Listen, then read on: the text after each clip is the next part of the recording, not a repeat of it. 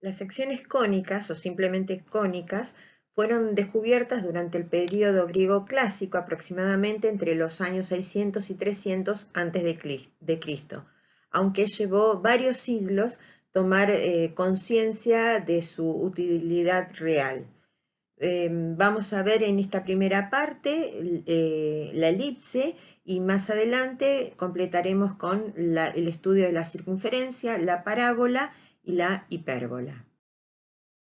Es necesario para poder estudiar cada una de estas cónicas, primero definirlas, y en ese sentido lo podemos hacer de tres modos. El primero es del mismo modo que lo hicieron los griegos, como la intersección entre un plano y un cono de doble hoja. Según la posición en que esté el plano, vamos a obtener una de las cuatro cónicas mencionadas antes. Si ese plano llega a pasar por el vértice de los conos, se obtiene lo que se llama cónica degenerada. También podemos definirlas a partir de la ecuación general de segundo grado, y en ese caso analizaremos qué ocurre con cada uno de los términos de esta ecuación. Y finalmente lo podemos hacer a través de lo que se llama locus, que es una colección de puntos que satisfacen ciertas necesidades geométricas. Por ejemplo, en la elipse nosotros podemos decir que es el lugar geométrico de los puntos del plano que están a determinada distancia de dos puntos fijos, de modo que la suma de esas distancias se mantienen constantes. Ahora la vamos a analizar con mayor tranquilidad. Del mismo modo se van a definir la parábola, la hipérbola y la circunferencia. Para seguir adelante necesitamos tener una idea de los elementos que caracterizan a un cono. En lo que vemos acá en la figura, el cono tiene una recta generatriz que va girando alrededor de lo que se llama curva generatriz, lo que hace que tengan todas estas rectas generatrices, ¿sí? Y un eje central que es perpendicular al área que encierra la curva generatriz, y el vértice. Nosotros es importante que tengamos noción de esto porque después vamos a hablar de la intersección del plano cortando a todas las generatrices o de modo perpendicular y demás. Vamos a entrar con el estudio de la elipse. Es una curva cerrada, a diferencia de los que ya conocen lo que es una parábola. La parábola la vamos a presentar como una curva abierta. La elipse, en lugar de eso, es una curva cerrada que se obtiene de la intersección de un cono con un plano que corta todas las generatrices, ¿sí? Si se observa en el gráfico, corta a todas las generatrices. Si nosotros vemos este cono desde arriba, veremos que la intersección tiene esta forma que es una elipse.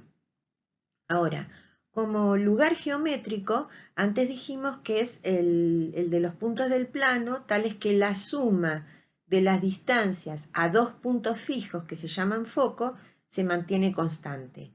Si los vemos, acá tengo dos puntos fijos llamados focos y un punto que va recorriendo la elipse. Podemos ver que las distancias, la suma de las distancias de este punto P a cada uno de los focos se mantiene constante. En otras palabras, aunque las distancias del punto P a los focos cambie, la suma de esas distancias se mantiene constante. Sabiendo ya de qué se trata cuando hablamos de elipse, vamos a analizar sus elementos y sus características. Los primeros son los focos. Los focos que aquí están nombrados como F1 y F2, simplemente son para diferenciarlos, pero son llamados focos, son esos dos puntos fijos de los que se hablaba antes. Luego aparecen otros dos elementos que son los vértices. Los vértices surgen de la intersección entre la elipse y la recta que pasa por los focos. Estos dos puntos que acá aparecen como B1 y B2 son los vértices de la elipse. Esa cuerda, ese segmento que tiene por extremos a los vértices se llama eje mayor. Después también tiene la elipse un centro que habitualmente se coloca con coordenadas H y K en las fórmulas, es el punto medio del eje mayor, es decir, es el punto medio del segmento que va de B1 a B2. Después tenemos otro elemento más que es el eje menor. El eje menor es una cuerda perpendicular al eje mayor por el punto medio. El eje mayor es el que va de un vértice al otro. El segmento perpendicular a ese eje mayor por el punto medio se llama eje menor. Y la intersección con la elipse me da dos puntos, que aquí están como B1 y B2, que se llaman vértices conjugados. Después hay tres distancias con las que se trabaja habitualmente. La primera es la distancia del centro a cada uno de los vértices. A esa distancia la llamamos A. Otra de las distancias es la que va desde el centro a cada uno de los vértices conjugados y lo llamamos B. Y la tercera distancia es la que va del centro a cada uno de los focos y la llamamos C. Para estas tres medidas son importantes reconocerlas, igual que las coordenadas del vértice, para poder entender qué nos dice cada fórmula. Entonces, si yo tengo una elipse de centro H y K, por ejemplo, esta que está en el gráfico, de H y K, de eje mayor horizontal igual a 2A, recordemos que la distancia del centro al vértice es A, así que todo el eje mayor mide 2A, y de eje menor 2B es la siguiente. Esta es la ecuación canónica, siempre que A sea mayor que B. Si en lugar de eso yo tuviese una elipse del mismo centro H y K, de eje mayor vertical, es como si esto yo lo girase 90 grados, entonces la ecuación canónica tiene esta forma. Fíjense que lo que cambia son los denominadores, ¿sí? Y también debe respetarse que A sea mayor que B. Para tener una idea, los gráficos serían estos. Fíjense la posición de los ejes. Pero no es que el eje mayor sea, y este es un error bastante habitual, no es que el eje mayor sea el horizontal. Puede ser horizontal o vertical. El eje mayor es el que une los vértices, ¿sí? No los vértices conjugados, sino los vértices. Y en la ecuación general, que después vamos a ver qué nos dice cada término, es esta. ¿Sí? Esta es la ecuación general. Fíjense que aquí falta el término XY. En la ecuación general de segundo grado aparece un término más acá que es el B por X por Y. Ese término no está en la ecuación general de una elipse. Conocidos los elementos de la elipse y sus características, nos va a resultar simple hallar las coordenadas de cada uno de ellos. Supongamos que tenemos una elipse de eje mayor horizontal. Si conocemos el centro, si sabemos que las coordenadas del centro son H y K, y sabemos que la distancia a cada uno de los vértices es A, entonces un vértice va a estar en H más A, K, y el otro va a estar en H menos A, K. Los vértices conjugados también los podemos ubicar, pero fíjense que ahora no tiene los vértices conjugados no sufrieron un desplazamiento horizontal, sino que un desplazamiento vertical.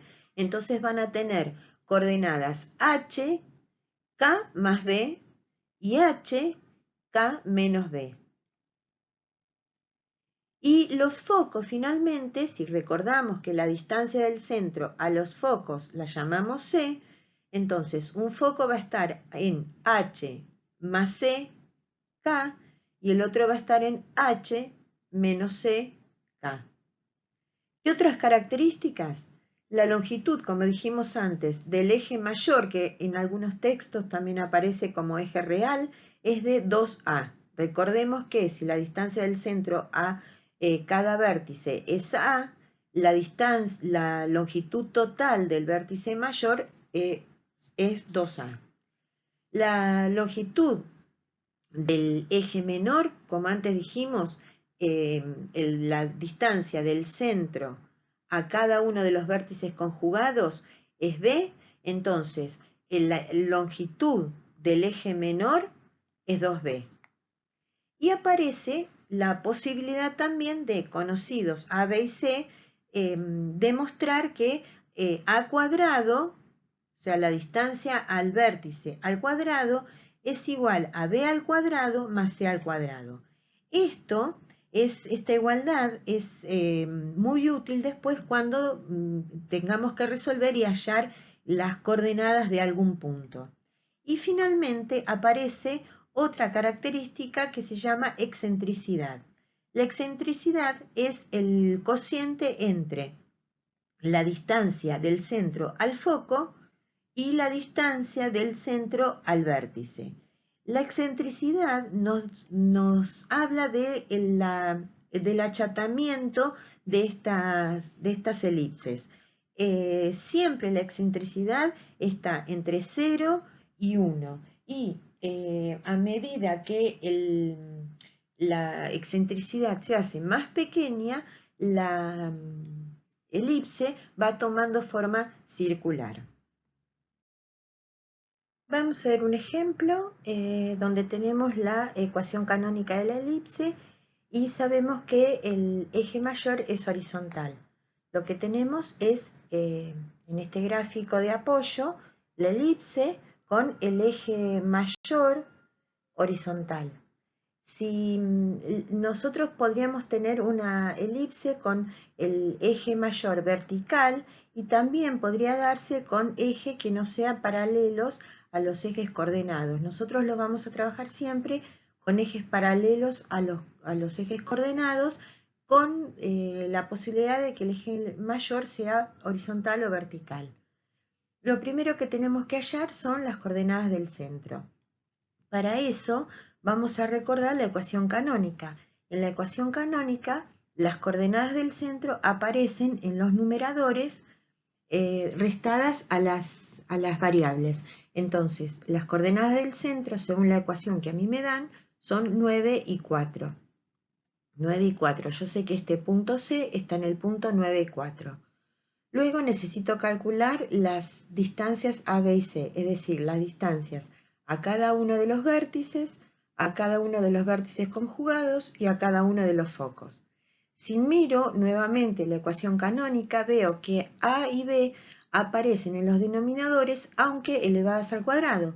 Entonces, para tener el valor de A y de B, es suficiente con que yo halle las raíces cuadradas de los denominadores.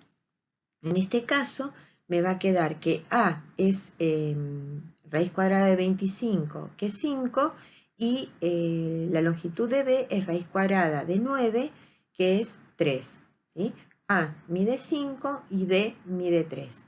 Y para hallarse, lo despejamos de la ecuación que vimos antes, que A al cuadrado es igual a B cuadrado más C cuadrado. Reemplazamos por los valores de A y B que ya tenemos, despejamos y me da que la distancia del centro a cada uno de los focos es 4.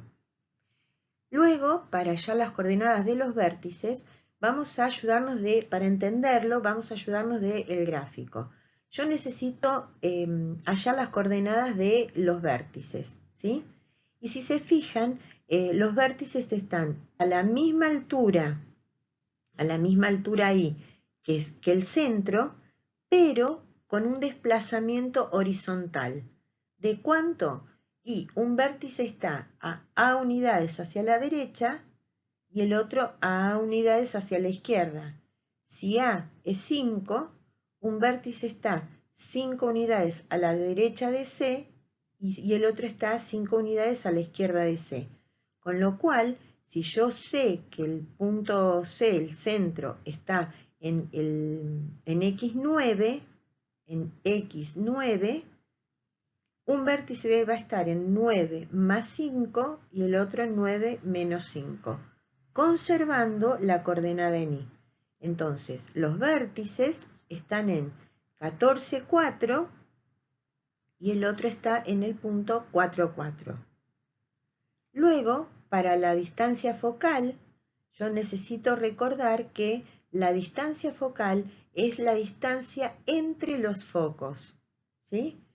Y yo sé que la distancia entre el centro, y cada uno de los focos es esta distancia, esta longitud C que hallamos antes, ¿sí? Entonces, si esta distancia es C, es 4 en este caso, la distancia focal es el doble. Entonces, en nuestra elipse, la distancia focal es 8. Luego, para hallar las coordenadas de los focos, yo necesito saber las coordenadas de los focos, tengo que razonarlo del mismo modo que lo hicimos con los vértices, solo que ahora estos focos han sufrido o están a una distancia del centro de C unidades, y C es 4. Entonces, si el centro está en X9, un foco va a estar en X9 más 4 y el otro va a estar en X9 menos 4, conservando la coordenada en Y del centro, ¿sí? Así tenemos los focos en los puntos 13, 4 y 5, 4. Luego, para hallar las coordenadas de los vértices conjugados, es similar, solo que ahora, si nos fijamos, los vértices conjugados conservan la coordenada en X, no tienen un desplazamiento horizontal, pero sí tienen un desplazamiento vertical. ¿De cuánto? De B unidades, uno hacia arriba y uno hacia abajo. Entonces, me tengo que fijar la coordenada Y del centro. La coordenada Y del centro es 9 y la longitud de B es 3. Entonces, si el centro está en 9, un vértice conjugado está en 9 más 3 y el otro vértice, si la coordenada en Y de C es 4, en Y4, las coordenadas de los vértices conjugados van a estar, las coordenadas del vértice conjugado van a estar en 4 más 3 y 4 menos 3, conservando ahora la coordenada en X. Y tengo los vértices conjugados en los puntos 9, 7 y 9, 1. 9, 7 y 9, 1. Y finalmente me piden calcular la excentricidad. Recordemos que la excentricidad es la longitud de C del centro a cada uno de los focos dividido la longitud de A del centro a cada uno de los vértices. Entonces es la longitud de C, que en nuestro ejemplo es 4, sobre la longitud de A, que en nuestro ejemplo es 5. Y recordemos que la excentricidad es un valor mayor que 0 y menor que 1. Y nos dio perfectamente en ese intervalo. El gráfico final muestra los datos. Fíjense acá, muestra los datos y los resultados. Fíjense lo que decíamos antes. Los vértices y los focos están a la misma altura ahí que el centro. Fíjense la I de los vértices y del foco. No cambió, ¿sí? Lo que sí cambió fue la coordenada en X, porque hay un desplazamiento. Para llegar del centro a los focos o a los vértices, la Y se ha desplazado. En lugar de eso, cuando yo necesito calcular los vértices conjugados, no hay un desplazamiento horizontal, sino que hay un desplazamiento vertical. Por eso se conserva la X, pero se modifica el valor de Y. Vemos otro ejemplo. Acá me piden hallar las ecuaciones de la elipse que tienen focos en los puntos 4, 5 y 10, 5. Y el eje mayor es horizontal y de longitud 10. Y también me piden el gráfico. Nosotros tenemos aquí un gráfico de apoyo que me señala la ubicación de los focos y la longitud del eje mayor. Entonces, yo voy a tener presente siempre la ecuación canónica de la elipse para ir organizándome y hallar los valores que necesito de h, k, a y b para completarla. Y luego, a partir de ahí, llegar a la ecuación general. Entonces, comenzamos buscando los valores de las coordenadas del centro. Recordemos que el centro no tiene un desplazamiento vertical respecto a los focos, pero sí tiene un desplazamiento horizontal, ¿sí? Está, en definitiva, en el punto medio entre los focos y en el punto medio entre los vértices. Como yo tengo las coordenadas de los focos, es suficiente con que busque el punto medio entre ellos y así tengo las coordenadas del centro. Acá está el punto medio, ¿sí? El punto medio en X, porque no tiene desplazamiento vertical. Entonces obtengo que las coordenadas del punto del centro son 7, 5. Ahí, con esos valores, yo reemplazo en la ecuación canónica. Y por el momento voy a tener x menos 7 e y menos 5. ¿Sí? Ahora necesito hallar las distancias a y b para poder reemplazarlas en la ecuación. Recordemos que la distancia a es la distancia del centro a cada uno de los vértices. La de B es la distancia del centro a cada uno de los vértices conjugados y C es la distancia del centro a cada uno de los focos. ¿Qué puedo hacer? Fíjense, yo teniendo ahora el centro, ya puedo calcular la distancia a cada uno de los focos, ¿sí? Si se fijan, hay 3 unidades, de 10 a 7 o de 3 a 7 o de 7 a 10 hay 3 unidades, ¿sí? Ya tengo el valor de C. Ahora, el valor de A lo puedo sacar pensando en la mitad de la longitud del eje mayor. Dijimos que A es la distancia que hay del centro a cada uno de los vértices. Del centro a cada uno de los vértices. Con lo cual, el eje mayor es 2 veces esa distancia A. Por lo tanto, si el eje mayor tiene longitud 10, A es longitud 5. Y teniendo el valor de C y el valor de A, puedo hallar el valor de B. ¿Sí? Y entonces obtengo que la distancia de B es, la longitud de B es 4. Ya tengo la otra distancia. Entonces ahora puedo hallar los valores, puedo escribir en mi ecuación los valores de A y de B, elevarlos a cuadrado para completarlo. Entonces, A es 5, que elevado al cuadrado es 25, y B es 4, que elevado al cuadrado es 16. Luego, si yo necesito graficar, necesito algún dato más. Por ejemplo, las coordenadas de los vértices y las coordenadas de los vértices conjugados. Y recordamos lo que hicimos antes.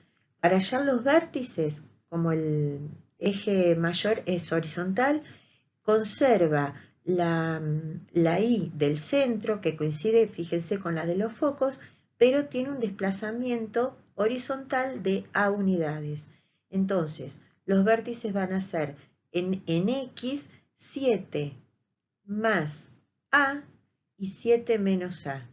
Esas serán las coordenadas de los vértices. ¿Sí? Y las coordenadas de los vértices conjugados no sufren desplazamiento horizontal respecto al centro, pero sí un desplazamiento vertical de B unidades, es decir, de 4.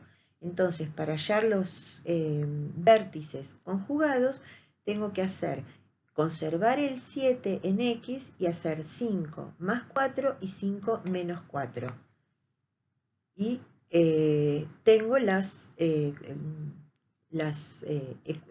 coordenadas de los vértices conjugados.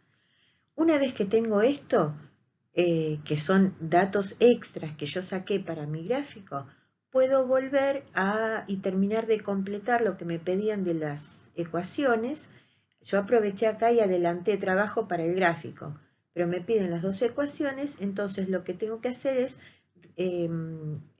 resolver estos cuadrados y expresar cómo buscar la expresión de la ecuación general, que es la que se muestra en este caso. Vamos a ver, el gráfico finalmente queda de este modo. Ahora vamos a ver cómo lo podemos hacer nosotros si lo tuviésemos que hacer a mano. Vamos a ver cómo podemos hacer para graficar una elipse si es que lo vamos a hacer a mano. Vamos a trabajar para una elipse general, ¿sí? No necesariamente para el ejemplo que vimos recién. Yo voy a tener los dos ejes con las longitudes correspondientes, ¿sí? Tengo la ubicación de los vértices conjugados y del centro. Lo primero que voy a hacer es trazar rectas paralelas a esos ejes, ¿sí? Rectas paralelas a esos ejes y buscar los puntos de intersección. Esos puntos me van a definir un rectángulo. ¿Ah? Ahora, lo siguiente que tengo que hacer es en la base media, o sea, en el eje mayor, y en los lados paralelos al eje menor, marcar segmentos que no importa la longitud que tengan entre yo no necesito que este segmento sea igual a esto. Lo que sí necesito es dividir este segmento, este lado y la base media en la misma cantidad de segmentos, ¿sí? Segmentos congruentes entre sí, pero no necesariamente estos con estos, ¿sí? Fíjense, 1, 2, 3, 4, 5, 6, 7, 8 partes. Lo mismo en este lado. Y lo mismo en la base media o en el eje mayor. 1, 2, 3, 4, 5, 6, 7, 8. Entonces, divido el eje mayor y los lados perpendiculares en la misma cantidad de segmentos congruentes. Esto significa, estos segmentos son iguales, pero no necesariamente van a ser iguales, de hecho no van a ser iguales a estos, ¿sí? Lo siguiente que voy a hacer es trazar semirrectas desde cada uno de los vértices conjugados a los puntos de la base media. Desde el vértice conjugado a los puntos de la base media y desde el otro vértice conjugado a los puntos de la base media. Y voy a hacer algo similar respecto de cada vértice conjugado a los puntos de la parte superior o parte inferior de ese rectángulo. ¿Sí? Fíjense, el vértice superior, digamos, va en busca de los puntos de la parte superior de los laterales. Y el vértice inferior, ¿sí? Y ahora lo que vamos a hacer es numerar las rectas, porque yo no sé en qué punto tengo que pasar mi elipse. Entonces lo que voy a hacer es numerar las rectas. ¿Cómo las numero? Puedo comenzar numerándolo desde el vértice, 1, 2, 3, y lo mismo va a ser en la base media, 1, 2, 3. Entonces las numero. Y después lo que tengo que hacer es unir la semirrecta 3 con la semirrecta 3. Ese punto de intersección es el que a mí me sirve. La semirrecta 2 con la semirrecta 2. Y la semirrecta 1 con la semirrecta 1. Y al unir esos puntos voy a obtener mi elipse. Gracias.